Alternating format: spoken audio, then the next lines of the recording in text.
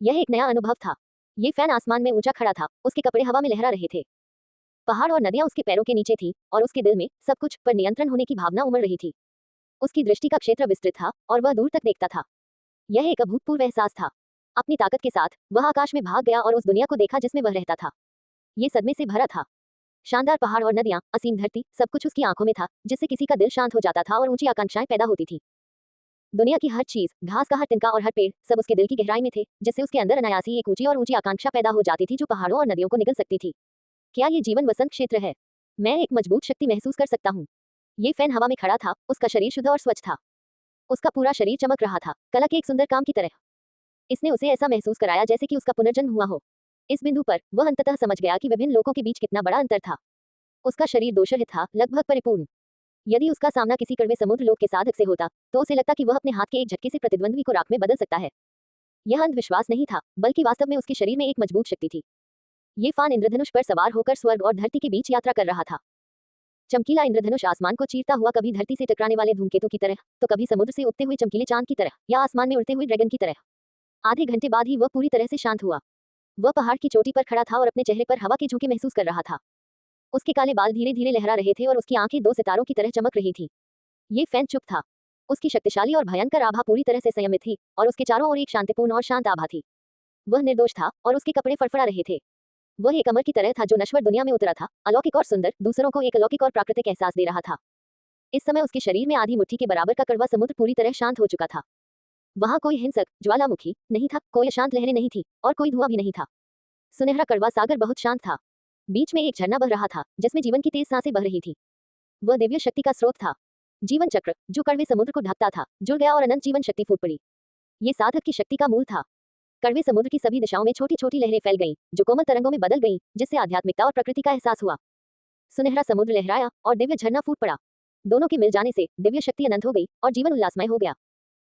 इस समय रहस्यमय हरे तांबे ने अपनी स्थिति बदल ली, समुद्र के तल पर झरने में स्थिर हो गया, लगातार जीवन के दिव्य झरने का बपतिस्मा प्राप्त कर रहा था, जबकि सुनहरी किताब अभी भी किनारे पर सिकुड़ी हुई थी, झरने के करीब जाने में असमर्थ थी।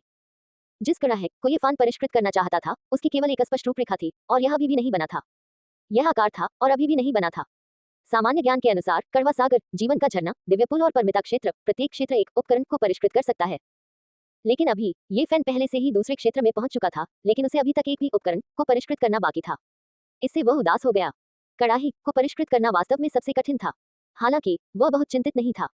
दाव शास्त्र में यह स्पष्ट रूप से दर्ज था कि कड़ाही जितनी रहस्यमय और जटिल होती है, उसे बनाना उतना ही कठिन होता है। उनमें स्वर्ग और पृथ्वी के सिद्धांत और सिद्धांत समाहित थे।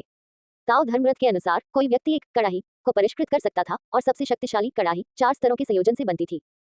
दूसरे शब्दों में, सबसे शक्तिशाली कड़ाही, कड़वा सागर, दिव्य झरना, दिव्य सेतु और निर्वाण प्राप्त करने के लिए 4 के बजाय एक कड़ाही को परिष्कृत करना पड़ता था।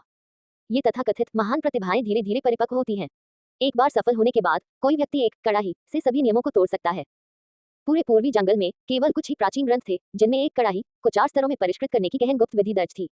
आम साधकों को इसे छूने का अवसर ही नहीं मिलता था। हालांकि यहाँ तक कि पवित्र स्थानों और सुदूर स्थानों के शिष्यों ने भी, जिनके पास ये प्राचीन शास्त्र थे, शायद ही कभी ऐसा जोखिम उठाने की हिम्मत की हो। ऐसा इसलिए था क्योंकि अवसरों के साथ हमेशा जोखिम भी जुड़ा रहता था। अगर कोई और अधिक पाना चाहता है, तो उसे इसकी कीमत चुकानी पड़ सकती है। प्राचीन काल से ही एक कड़ाही को परिष्कृत करने के लिए 4 स्तरों का उपयोग करते हुए अधिकांश लोग एक कड़ाही को परिष्कृत करने में सफल नहीं हो पाते थे और अपना समय बर्बाद कर देते थे। अपने स्वयं के कड़ाही के बिना वे वस्तुओं को नियंत्रित नहीं कर सकते थे और अपन से अलग नहीं थे। इसलिए सैंक्टम्स और रिमोट्स के बहुत कम शिष्य ऐसा विकल्प चुनते थे। जब वह कड़वे समुद्र के चरण में था, तो ये फैन को कोई निर्णय लेने की आवश्यकता नहीं थी। उसे केवल कड़ाही को परिष्कृत करने पर ध्यान केंद्रित करने की आवश्यकता थी। लेकिन अब जब वह जीवन वसंत चरण में प्रवेश कर चुका था और कड़ाही का निर्माण नहीं हुआ था, तो उसके पास निर्णय लेने के अलावा कोई विकल्प नहीं था। हालांकि यह खतरों से भरा है और हो सकता है कि मैं अपने जीवन में सफल न हो पाऊं, मेरे पास कोई दूसरा रास्ता नहीं है। मैंने कड़ाही को परिष्कृत करने का कारण इसलिए चुना क्योंकि मैं सबसे शक्तिशाली कड़ाही प्राप्त करना चाहता हूँ। एक दिन ये स्वर्ग और पृथ्वी के सिद्धांतों को जन्म दे सकता है। एक कड़ाही को परिष्कृत करने के लिए 4 स्तरों का उपयोग करना मेरी पसंद के विपरीत नहीं है। वास्तव में ये बहुत सुसंगत है। मेरे पास पीछे हटने का कोई कारण नहीं है। ये फैन को इस बात की चिंता नहीं थी कि दूसरों के पास ज्यादा कड़ाहे होंगे और उसके पास पर्याप्त कड़ाहे नहीं होंगे। वह दाव शास्त्र में 10 एक कड़ाहे से सारे नियम टूट जाते हैं शब्दों पर विश्वास करता था। मुझे उम्मीद है कि एक महान कड़ाही धीरे धीरे परिपक्व हो जाएगी और अपना जीवन बर्बाद नहीं करेगी। जीवन वसंत अवस्था तक पहुंचने के बाद वह आकाश में उड़ सकता था। ये फैन रिमोट्स के निश्चित क्षेत्र में जाने के बारे में सोचने लगा, लेकिन उसे पर्याप्त तैयारी करनी थी, अन्यथा बहुत संभावना थी कि उसे वहीं दफना दिया जाएगा। वह वहां से जाने की जल्दी में नहीं था। इसके बजाय वो वहां रुका रहा और अपनी साधना को मजबूत करता रहा। अगले स्तर पर पहुंचने के बाद उसे अनुकूलन के लिए समय की आवश्यकता थी। इसके बाद ये फैन ने गुफा को इतना खोदा कि वह पहचान से परे हो गई। अग्नि राक्षस से आध्यात्मिक ऊर्जा प्राप्त करने के लिए उसने जमीन में गहरी खुदाई की और लगभग अग्नि शिरा को फटने के लिए मजबूर कर दिया। समय तेजी से बीतता गया और ये फैन ने लगभग 1 और साल साधना की। पूरी अग्नि शिरा उसके द्वारा लगभग सूख गई थी। उसकी साधना का स्तर पूरी तरह से स्थिर हो गया था और ये लगातार काफी हद तक बढ़ गया था। कलकल करता दिव्य झरना और भी अधिक जोरदार था। बेशक ये सबसे बड़ी उपलब्धि नहीं थी।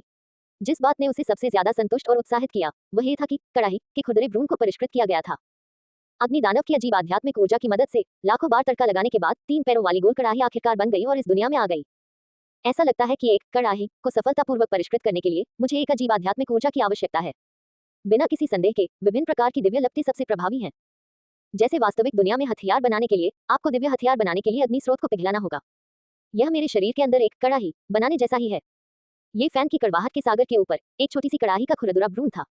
ये चेरी जितना बड़ा था और इसकी चमक पूरी तरह से संयमित थी। ये सरल और स्वाभाविक लग रहा था। पिछले साल लाखों बार तड़का लगाने और हरे तांबे पर बार बार पैटर्न उकेरने के बाद छोटे से कड़ाई में पहले से ही एक असाधारण आभा थी। इससे लोगों को यह एहसास हुआ कि दाव प्राकृतिक रूप से बना है। ये फैन के एक विचार से छोटी कड़ाही तुरंत उसके शरीर से बाहर निकल गई। बिना किसी आवाज के वह आसानी से 10 मीटर से ज्यादा मोटी पत्थर की दीवार में घुस गई। वह सीधे गुफा से बाहर निकल गई और आसमान में तैरने लगी। एक कड़ाही, 2 कान, 3 पैर।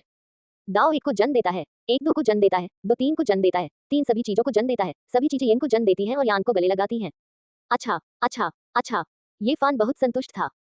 सरल और प्राकृतिक कड़ाही ने उसे यह एहसास दिलाया कि दाव प्राकृतिक था, जैसे कि उसने वास्तव में दुनिया के दाव और सत्य को जन्म दिया हो, जो रहस्यमय और गूढ़ प्रतीत होता है। मैं उस क्षण का इंतजार कर रहा हूं जब कड़ाही सभी कानून तोड़ देगी। जब छोटी कड़ाही पहली बार बनी थी तब ये पहले से ही एक शक्तिशाली हथियार था। ये हमला और बचाव दोनों कर सकता था और यह अजेय था। हरे तांबे पर रहस्यमय पैटर्न ने इसे एक अजीब शक्ति प्रदान की थी जिससे ये लगातार रूपांतरित हो सकता था। ये फैन को इस दुनिया में आए 3 साल हो चुके थे। वह 1 साल तक आत्मा के खंडहर की गुफा में रहा था और करीब 2 साल तक इस गुफा में साधना करता रहा था। उसका शरीर बहुत लंबा हो गया था, 170 सेंटीमीटर की ऊंचाई तक पहुंच गया था। हालांकि वह अभी भी बहुत छोटा दिखता था, एक 14 साल के बच्चे की तरह। उस समय उसके छोटे बाल अब 2 फीट लंबे हो गए थे। ये काले और घने थे, स्वाभाविक रूप से उसकी छाती और पीठ पर लटके हुए थे, हवा में धीरे धीरे लहरा रहे थे। वह बहुत नाजुक और सुंदर लग रहा था। कोई भी यह नहीं सोच सकता था कि इतना युवा व्यक्ति पहले से ही जीवन वसंत क्षेत्र का साधक था। ये जाने का समय है।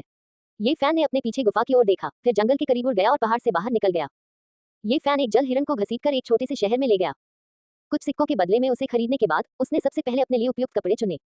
पिछले 2 सालों में वह काफी लंबा हो गया था। उसके मूल कपड़े बहुत पहले ही फटे और फटे हुए हो गए थे। जब वह शहर में दाखिल हुआ तो लोगों ने उसकी ओर इशारा किया और उसके बारे में बात की। इस संसार में साधना करने के लिए सबसे पहली बात यह है कि मनुष्य की दुनिया के साथ एकीकृत हो जाओ। ये फान ने खाने के लिए एक जगह ढूंढी और खिड़की के पास एक सीट चुनी। उसके बगल वाली मेज पर कुछ ऐसे लोग बैठे थे जिनका स्वभाव असाधारण था, जो सामान्य लोगों से अलग था। सच्चे साधक नश्वरों से बातचीत नहीं करते थे और आमतौर पर वे दुनिया के सामने अपनी असाधारणता नहीं दिखाते थे। यहाँ तक कि अगर वे आमने सामने भी मिलते तो भी आम लोगों को पता नहीं चलता। जाहिर है ये सभी लोग साधक थे। इसी सिद्धांत का पालन करते हुए वे अपने आसपास के नश्वर लोगों को परेशान नहीं करना चाहते थे। वे धीमी आवाज में बात कर रहे थे। जब तक किसी की आत्मिक संवेदना विशेष रूप से तेज न हो, आम लोग यह नहीं सुन पाएंगे कि वे क्या कह रहे थे। दानव सम्राट की वह कब्र बहुत बुरी है। पिछले 2 वर्षों में अनगिनत साधक मर चुके हैं, लेकिन कोई भी इसे खोल नहीं सकता। पूरा पूर्वी बंज क्षेत्र चिंतित हो गया है।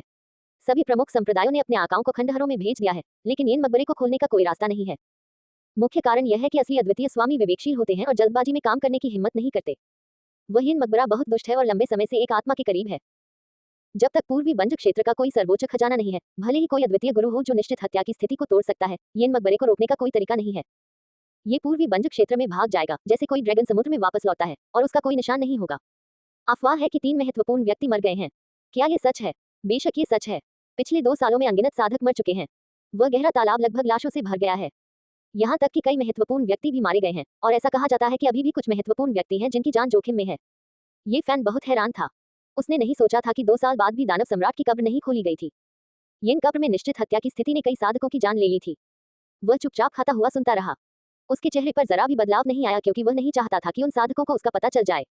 वह गहरा तालाब लाशों के पहाड़ों से घिरा हुआ है। ये पूरी तरह से राक्षसी भूमि बन गई है। इसे दूर से देखने पर ही लोगों के रोंगटे खड़े हो जाते हैं। वहां आक्रोश इतना प्रबल है कि जमीन का हर इंच किसानों के खून से सना हुआ है। चूंकि वह गहरा तालाब लाशों का पहाड़ और खून का समुद्र बन गया है, तो फिर वहां जाने के लिए एक के बाद एक असंख्य साधक क्यों आ रहे हैं? अगर कोई लाभ नहीं है तो कौन इतना लापरवाह होगा? यह उस महान सम्राट की कब्र है जिसने पूर्वी जंगल की दानव जाति को एकीकृत किया था। इसके अंदर अनगिनत खजाने दबे हुए होंगे। ये सही है। यहाँ तक कि उन महत्वपूर्ण व्यक्तियों को भी चिंता में डाल दिया गया है। ऐसा कहा जाता है कि दानव सम्राट यिन मकबरे में पूर्वी जंगल के मनुष्यों का खजाना है, विनाश का टॉवर। क्या ये वह पौराणिक टॉवर ऑफ डेसोलेशन है जो अमर लोगों को मार सकता है? बेशक ऐसा ही है। अन्यथा वे महत्वपूर्ण हस्तियां मरने के खतरे की अनदेखी क्यों करेगी और वहां जाने के लिए अपनी जान जोखिम में क्यों डालेंगी? 2 साल हो गए हैं। विभिन्न संप्रदायों के अनुयायी लंबे समय से डरे हुए हैं और उन्हें खंडहरों में स्थानांतरित किए जाने का डर है। हालांकि संप्रदाय रुकने को तैयार नहीं है। अगर यह जारी रहा तो कौन जानता है कि कितने लोग मरेंगे। शायद आपको पता ना हो, लेकिन ऐसा कहा जाता है कि मध्य मैदानों के लोग भी भयभीत हो गए हैं। हाल ही में कुछ रहस्यमय आकृतियां पूर्वी जंगल की ओर दौड़ पड़ी हैं। क्या ऐसा हो सकता है कि वे पूर्वी जंगल के खजाने, विनाश के टॉवर को छीनना चाहते हैं? बस इतना ही नहीं, वे अपने हाथ इतने आगे नहीं बढ़ाएंगे। भले ही मध्य मैदानों के काश्तकारों की ताकत बेजोड़ है और अन्य 4 क्षेत्रों से बढ़कर है, लेकिन वे पूरे पूर्वी जंगल को अपना दुश्मन बनाने की हिम्मत नहीं करते। एक बार ऐसा युद्ध छिड़ जाए तो कितने लोग मरेंगे, इसकी कल्पना करना मुश्किल है। ऐसा कहा जाता है कि वे मध्य मैदानों के किसी खजाने की खोज कर रहे हैं। कुछ ही दूरी पर ये फैन का दिल अचानक धड़क उठा। उसे यह जानने के लिए सोचने की जरूरत नहीं थी कि केंद्रीय मैदानों के महत्वपूर्ण व्यक्ति रहस्यमय हरे तांबे के लिए आए होंगे।